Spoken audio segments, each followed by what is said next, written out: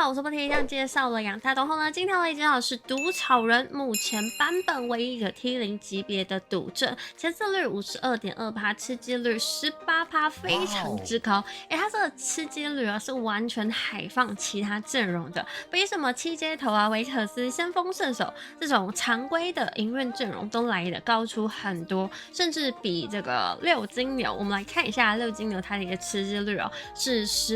18.9%， 也就是说，它这个吃鸡率呢跟草人没有相差太大，但你们也知道六金牛这东西，它的下限是能够开得非常低的，你很容易就老七老八下课，而草人你就不用去承担这么夸张的一个风险。不过草人呢，它要达到 T0 级别的一个等级，其实是有一些前置条件的。今天就来跟大家分享目前最新的理解，以及可以去选哪一些增幅才能够让它非常的强势。那如果你有想提前收到这类的战题资讯，或单纯想要支持我制作，都欢迎用手卡70元加入会员收看，200级会员则是可以收看到完整的影片参考。如果你常看实况影片都还是上不了分，就特别推荐大家可以去找摘星 KIT 小马友这些高端们教学。好，我们先来看一下阵容组成的部分：草人、酒桶、科布科、达瑞斯、科加斯、魔豆、盖伦加上牛。那羁绊的核心呢，就是6蛮勇、2末日。2末日搭出来之后，其实你可以看状况，然后再去延伸配了什么乌尔加特啊，还有蝎子去凑出4末日的羁绊。只是说，如果你今天是有盖伦这只角色的话，你可以优先去把它挂上去。出装部分呢，草人可以去出的就是大天使，基本上就是有几个大天使塞给他就对了。然后有像什么嗜血者啊、科枪、法爆石帽这种装备也都能够直接塞给他。那最推荐的其实就是给他个蛮勇转，还有呢可以给他神器的装备。所以通常呢我们会先去出2件套，就是双大天使，然后第3件呢就会是蛮勇转、丙烯狙击，或者说枯萎宝石。而如果说你今天已经就是用盖伦直接把它变成蛮勇的草人，那你就直接去出3大天使就可以了。神器最推的当然就是枯萎加上丙烯狙击，那圣光装呢优先去强化的就是光大天使。魔豆跟科加斯呢会担任我们的主坦，可以给他星火日元、赎罪跟好战这种绝对都是蛮勇的好装备，尤其是赎罪神使，因为它恢复的是生命值100%，所以大家可以更倾向去拿什么皇冠啊、保卫者之士，或者说赎罪这种吃生命100%的装备给到蛮勇的角色身上。接着征服的选择呢，可以去拿蛮勇转、末日转、烹饪锅、火火炉、打铁铺以及虫虫畅饮。虫虫畅饮这个东西，你拿之前呢，一定要去看一下外面的环境，就是你在2之1看，你要先看一轮，外面有很多这种维可斯的体系吗？有人先就直接那种魔宫装什么科枪都已经直接合出来，那你还敢去拿虫虫畅饮？我跟你说，你真的是心脏很大颗，因为外面呢可能会把你的酒桶给卡好卡满。虫虫畅饮这个东西是非常非常强的，但它怕的是什么？就是3不了星。那其他通用的征服呢，可以去拿超大型套衫、灵魂连结这东西，如果你在6蛮勇的体系中拿到，我跟你讲，直接吃了，大口吃。还有像飞升啊，也是蛮勇的一个好选择。大礼包、众兽伙伴、攀升之阶这种也都能拿。OK， 这套阵容为什么在新的版本这么的强势？主要呢，就是因为全体系牌可以说是大增强。牛啊，还有蒙多，然后甚至古拉格斯，它的魔力值都是下调到了80。还有最重点，其实我觉得就是科加斯这张牌，因为以往如果说你今天没有去把魔豆追到3星，你会发现前排真的是超级无敌软。那这个时候你的草人就没有办法很好去堆叠你的大天使这件装备，所以科加斯的增强呢，就让你的3费前排不那么刚需3星了。你甚至只要有个2星的科加斯，你就能够很好的去撑起整个阵容的坦度。接着科布科呢，他这张牌又被加强了，所以他现在不是一个废卡，他现在就是比较偏向这种法系的斗士角。对，所以你今天也可以去出个什么嗜血，然后或者是什么法爆啊，甚至死帽啊这些装备，然后或者是说，你真的没有装备养他，你就给他个偷，他就会是一个不错的控场兼半输出的角色。甚至呢，后期如果你还要去搭配，就是四末日开出个乌尔加特的话，那这时候也会是一个很大的提升，因为你能够一直疯狂的去打装备。好，这一场呢，我们来看一下，就是我前面呢就直接拿了什么蛮勇转，但我拿了之后呢，我才发现一件事情，很尴尬，非常非常尴尬。就是外面呢有一家在选虫虫畅饮的，那大家可以看到我前面的过渡是怎么过渡的呢？我是用扭牛2星，然后再加上2星的伽罗直接过渡。我觉得伽罗这个角色呢非常非常好去过渡大天使跟蛮勇转。我们来看一下蛮勇转的效果，它就是每240的最大生命值，然后就会造成等于1%额外魔法伤害。所以前面就是尽可能去找这种法系的角色来去做过渡，然后我会去选择用伽罗，其实就是谁2星你就用谁了，反正后面呢你就有机会能够去搭到像是什么魔斗，所以最好挑的就是祭司的角色，又或者是摩甘娜，我觉得也还 OK。反正就是前期你有进什么瑟拉芬、伽罗，然后摩甘娜，我觉得最推的还是伽罗，因为伽罗它有一个渊炫技，而且它后面你大天使叠起来的伤害是非常非常可观的。那我们在前面就靠着2星的伽罗就打出了一个7-8连胜 ，OK， 这边有机会能赢吗？大天使的逆命还是我们强，感觉差一点点，真的是差一点点，很可惜，就是这边没有做出2件的草人的装备。如果我做出2件草人的装备的话，应该是赢了，就比较可惜，但也没办法。OK， 我会建议大家在玩3费阵容的时候，最好是保血连胜，就是不要刻意的连败，除非你前面真的是没有办法，别无他法。但我觉得现在的蛮勇体系前期过渡其实都会蛮吃香，现在的牛太弹了。你看我这一场呢，牛进的是比较多的，所以我就直接干脆就是想着，我牛就都别卖，我前面就留了很多张的牛，就是希望说算了，我就别卖牌，然后去看能不能让我的牛担任主坦，这样我的压力也比较不会那么大。这边呢卡好卡满，卡了很多的牌。那如果说这是备战区卡满的一个状况下，我会建议就优先去舍弃寇格魔这张牌。那蝎子的话，就是等到你的克加斯来了，你其实就不太需要蝎子的角色，它就是拿来凑4末日的羁绊。OK， 这边打到的是对面3星小狗狗，能赢吗？它一直咬我。不是，差一点点就赢了，真的是差一点点。有3件装的话就赢了，但大家可以看一下我的左侧，这是什么装备？我直接看傻眼。也因为装备不是很好，就真的有点伤，所以呢，我就想不行，这边看有没有什么个大礼包之类的，可以稍微补一下我的这种装备，不然真的是快吐了。OK， 这边没得选，所以就只能选个助攻碑文。助攻碑文的话，它的护盾也是吃生命100%比的，所以完全是可以运用在蛮勇斗士的体系身上。这比较难受的一件事情呢，就是我的牛牛前面就连卡成了，我都没有把它卖掉。我靠，这一家虫虫畅饮，它的牛只有1张而已，然后我的牛进非常非常多张。OK， 这边我真的是受不了，就只能去消化装备，不然破防者对草人来说并不是一件很好的装。我会建议，还不如去出法爆这件装，你知道吗？或者是说死帽都会在对草人好一点点，反正最好是去出法强类型的装备了。破防者这件装它是加攻速的，那草人它其实不太需要攻速，它的这个攻速是非常非常慢。那我这边就是卡着差不多50块的一个经济，慢慢刷。我有稍微去看了一下外面那一家的虫虫畅饮，我发现呢，他并没有追很多的草人，感觉他就只是想要拿着2星的草人，然后跟我保持良好的关系，就是我不卡他的这个酒桶，然后他也不卡我的草人，就是有的时候呢，你先释出了善意。你先对你的同行先释出善意，然后想着 OK， 我们都别卡彼此的牌，那就有机会呢一起双3星。这边很可惜啊，就是被这个先锋射手给暴打。不过这边有盖伦哦，差一点没抢到。OK， 选10块钱。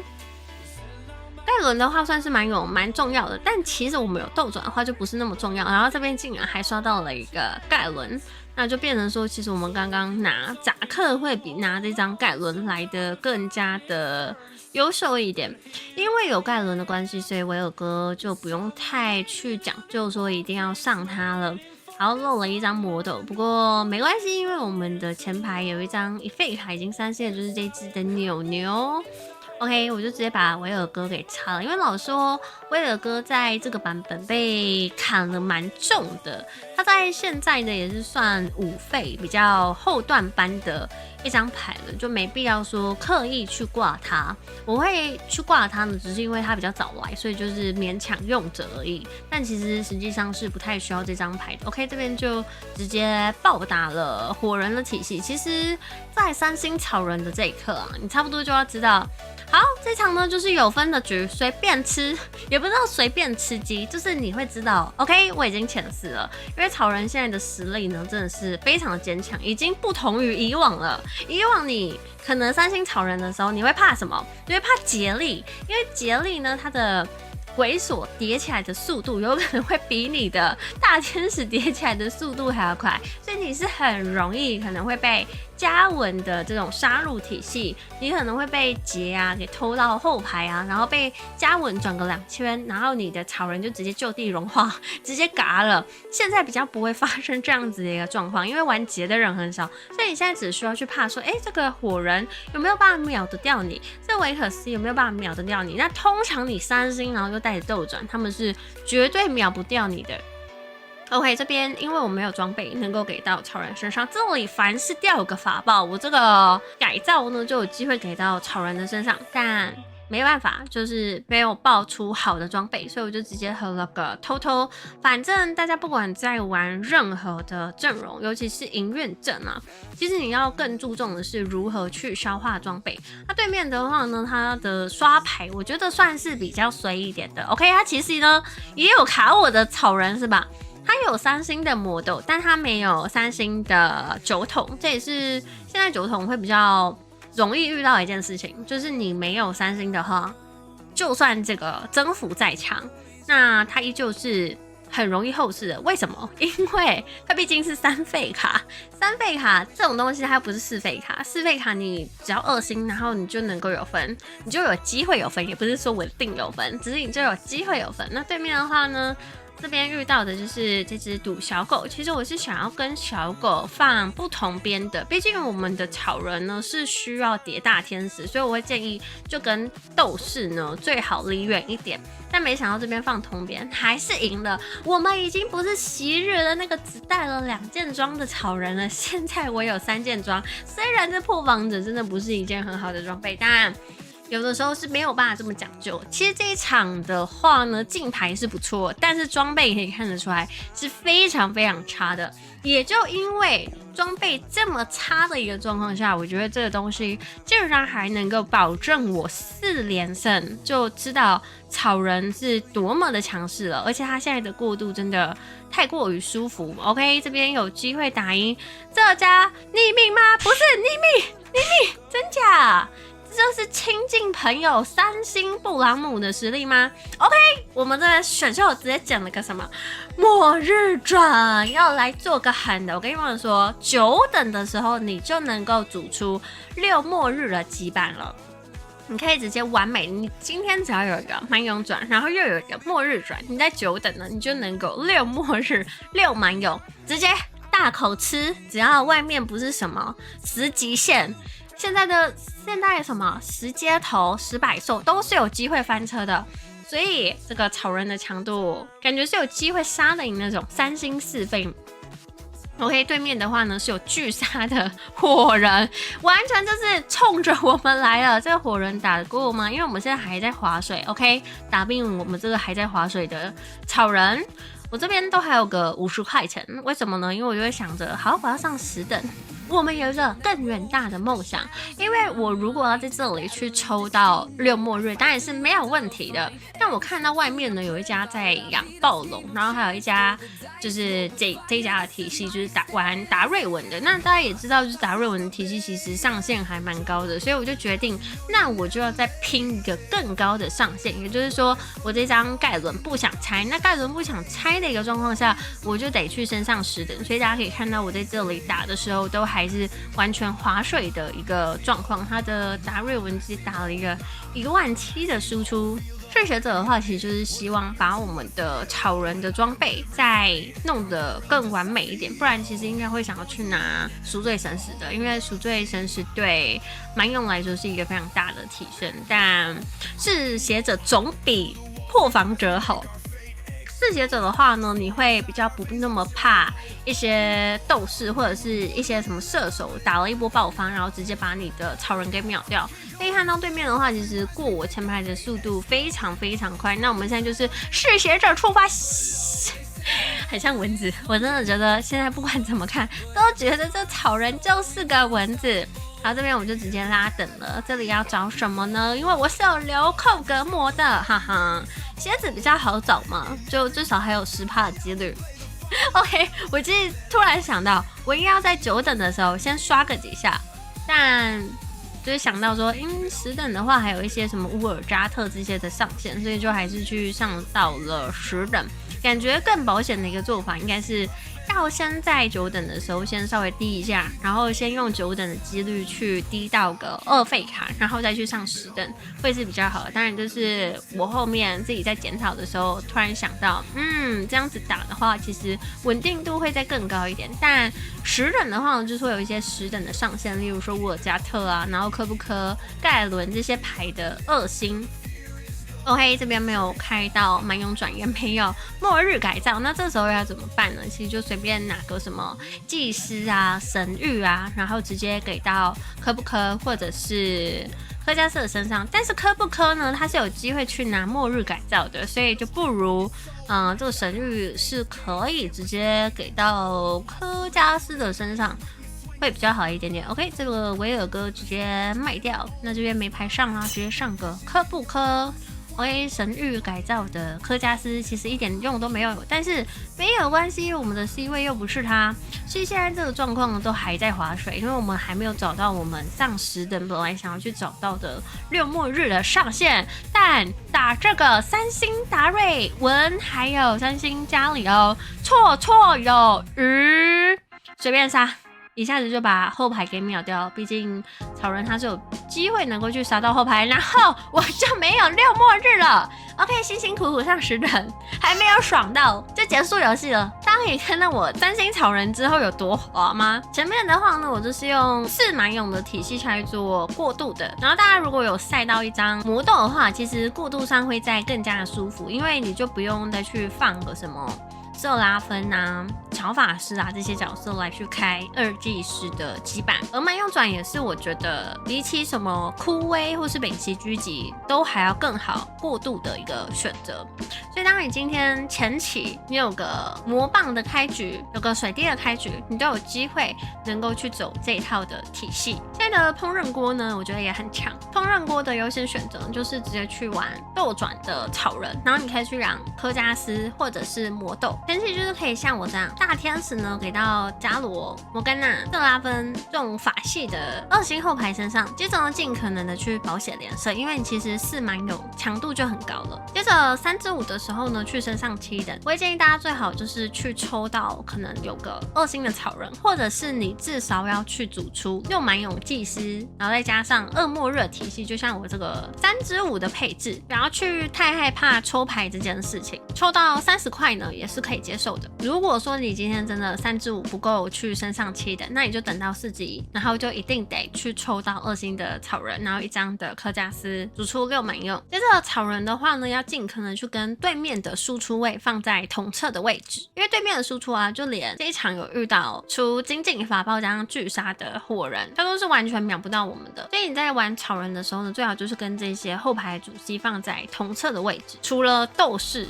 像是这一场有遇到小狗狗、纳菲瑞这种斗士牌呢，你就可以跟它放反边，要放不同侧，因为你要叠大天使。所以这个思路就是，你认为你的前排比他弹，你认为你的输出能够比较高，那你就要跟他放在同侧的位置，因为你的草人呢就有机会更快的去过对面的前排，然后打到对手的主 C。毕竟草人呢，他是打最近的目标。还有大家如果在玩草人或是任何的3费阵容，最好要去拿一个竞技类的增幅，不管是英雄礼包，还是像我这一场有拿到的跳楼大拍卖、黑箱商店、建立团队、潘朵拉的备战区，这种都会更好帮助你3星。甚至呢，我有拿过投资 Plus， 所以就算拿一个彩色经济，我觉得都是可以接受，因为反正现在草人的强度真的非常非常高。大家可以看到我成型，我3星之后让了多少钱吗？我们就直接来看一下这个5之1的阶段，我这边是不是8等50块？然后我后面基本上完全没有做任何的提升了，我就是一直在滑。外面什么3星小狗、3星豹女、3星龙女、3星逆命、2星火人，还有先锋射手体系，就这些常规的营运阵，甚至有人是破亿达瑞文，我后面是直接让了个100多块的经济在跟他们玩，这是上版本草人完全没有办法做到的事情。这是为什么我上版本没有推荐过大家去玩草人，就是它的条件太过于严苛了。但现在的草人是你只要有个斗转，你就会很强，甚至你6末日还有一个很大的提升，就是乌尔加特会帮你打很多的装备，所以这个阵容呢也是蛮适合战利品订阅的局，因为掉锅子你就和斗转，掉铲子你就和末日机器人转。还有一个比较邪的玩法跟大家分享一下，就是狙击武器的草人，今天你没有丙烯狙击怎么办 ？OK， 你可以直接拿一个可以让你无限攻击距离的狙击武器，这东西呢它是加攻速的，所以你玩起来的时候会觉得很变态。如果说你今天是拿着什么丙烯狙击啊、狙击武器，其实你就不用再去给它斗转了，因为你完全不会怕暴毙。会拿斗转呢，通常是因为你要站在第2排的位置，然后它攻击距离不够，这时候你拿斗转就会变得很安全，因为你的血量很高。你的草人血量3星就会有3500、3600以上。那如果说你今天是要站在这么后排，然后攻击距离还无限的话，你的输出环境已经相当的安全，那你就直接去出个3大天使就行了，你也不用去管这个斗转会给你多少额外百分比的伤害，因为老实说大天使给的魔攻怎么会亚于这个斗转的伤害呢？而且你给前排的话，它可以直接加70%的生命值，这才是斗转更需要去做到的事情。狙击武器这个东西玩起来是真的蛮变态的，不过只是给大家参考一下而已，因为老实说它并没有到特别的强。如果今天在最终飞升跟狙击武器的选择下，我还是会比较推荐大家去拿最终飞升，尤其是像他这一场呢已经有斗转，那你拿最终飞升它的效益是会更大的。飞升啊、最终飞升这种都是蛮有体系可以去拿的增幅，战力跟上限也会再更高一点，直接让大家知道原来也能够去玩狙击武器的草人，就是有这个玩法，但不用去刻意的追求。有一种状况我觉得可以去拿，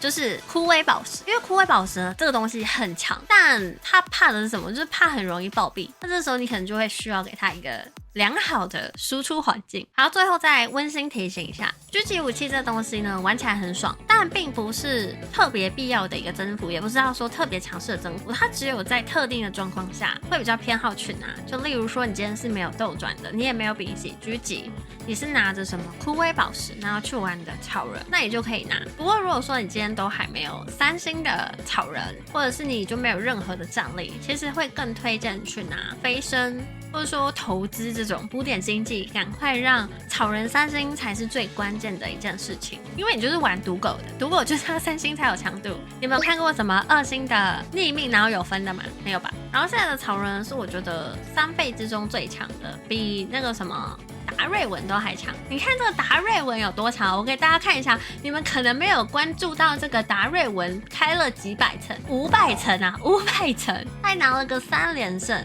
全质量做到最满。3星的嘉文、3星的加里欧，然后3星的达瑞文，装备也是1等1的好，连抗减疗兵甲珠，再加上3输出都是神装，但依然打不过我这个还没有完全大成的草人。我为什么会说我还没完全大成，就是因为我是上等来找六末日的。我们其实还让了很多的上限。现在的3费阵就是达瑞文、草人跟狮子，但狮子有个问题，就是你很容易跟7节头卡到体系牌，所以我会建议大家在玩狮子前呢，一定要去评估一下外面有几家的接头，然后通常都很多，2、3家起跳，所以你的狮子基本是3不了，至少玩了2把我都3星不了。那玩狮子的话，就会变成是你得打节奏，你得把它当成一个营运阵去玩，然后在前面就用你的血量优势，并且在7等呢尽早的去抽到尼可跟火人，直接卡好卡满，送你的其他街头同行下去，那你的狮子才是有机会有分的。所以目前环境最好的3费阵容呢，就是破译的达瑞文还有草人。好了，今天影片到这里了，感谢大家收看，拜拜。